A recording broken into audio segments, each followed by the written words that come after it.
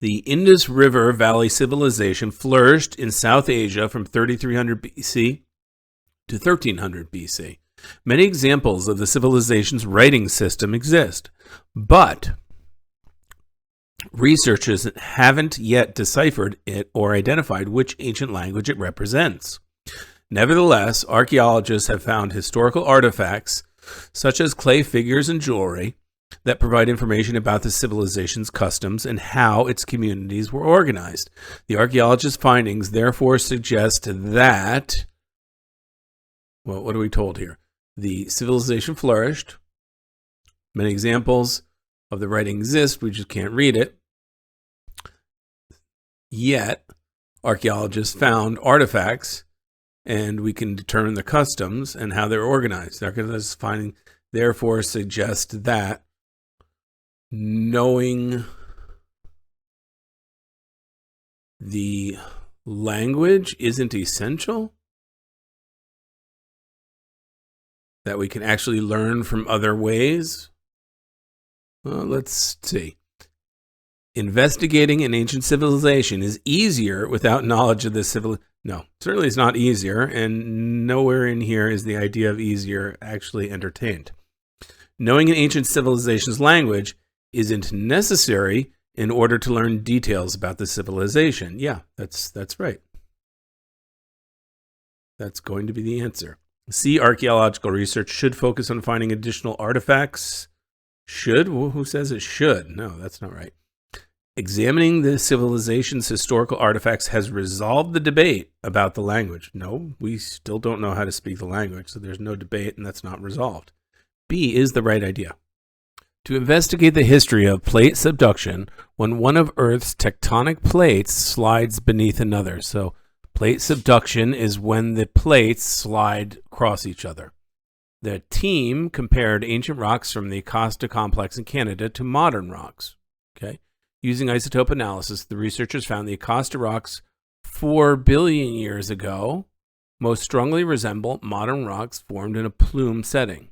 That is, an area in which hot rocks from Earth's mantle flow upward into the crust. Okay, so that's kind of like volcanoes, I take it.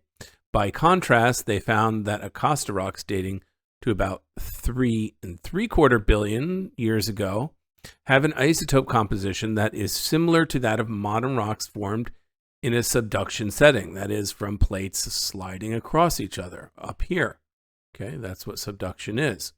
Aaron's team concluded that, well, I'm not sure what they could conclude generally. Subduction followed volcanoes.